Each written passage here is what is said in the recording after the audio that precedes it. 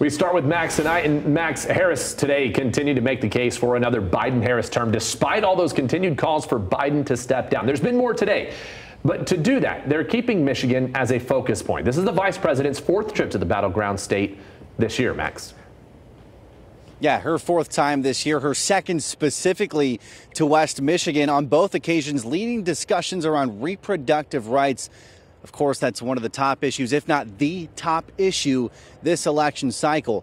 This also marks her first public appearance since the assassination attempt on former President Trump last Saturday, and that is where she started things off today. The bottom line is no one should have to fear for the safety of a loved one because they serve in public office. Our heart goes out to the family of Corey Comparator, a true hero who died protecting his family. And Doug and I, of course, are holding them close in our hearts. After a shooting that shook the nation, Vice President Kamala Harris says one question should be at the top of everyone's mind. How can we better engage with one another? And just as we must reject political violence, we must also embrace a robust discussion about what is at stake in this election. Perhaps most at stake, abortion access. Michigan, an election battleground, enshrining reproductive rights in the state constitution back in November 2022. But all of that goes away with a national abortion ban. That topic taking center stage inside the Kalamazoo Aerospace and Science Museum Wednesday, with two former Republicans sitting alongside the vice president, Olivia Troy, who was a national security official with the Trump-Pence administration. And I like to call myself now a recovering Republican.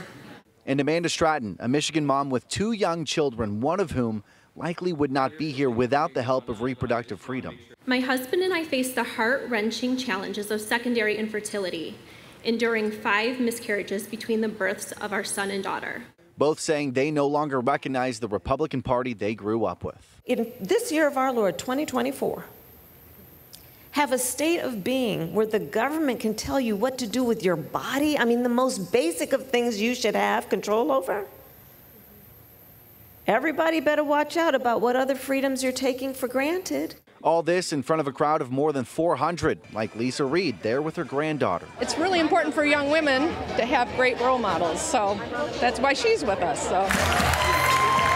Some speculating this was a test run for Harris to potentially take over the top of the Democratic ticket after Biden's poor debate performance, leaving Kalamazoo County Road Commissioner Keisha Dickinson just hopeful.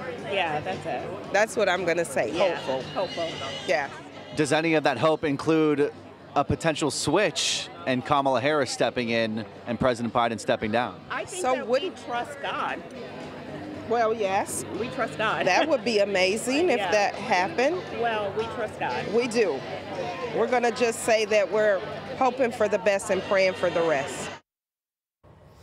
They say these conversations are even more critical after Trump announced Ohio Senator J.D. Vance as his pick for vice president. Vance, who has publicly taken extreme measures against abortion, even in extreme cases like rape and incest, back in May, saying that he believes the majority of policies should be set by the states themselves. Biden-Harris, that campaign hoping their message carries well into the weekend, of course, when Trump and Vance will make their own appearance in West Michigan, a major rally planned for downtown Grand Rapids on Saturday, exactly 1 week since the attack on Donald Trump's life. Josh. All right, Max, and we know that gun violence was also a topic of conversation today, and Michigan could serve as a roadmap for gun laws. What did she have to say about that? It was a brief part of the conversation, but a part nonetheless. Of course, Michigan enacting common sense gun laws in the wake of the Oxford High School shooting in November 2021 and the MSU mass shooting in February of 2023. Those common sense gun laws, universal background checks, red flag laws, safe storage, those obviously, though, are just at the state level. Kamala Harris saying today that she wants to make a push for some sort of gun reform at the federal level. And she says she wants to start with a ban on assault rifles, which, of course, is reportedly the weapon that was used to attack Donald Trump last Saturday.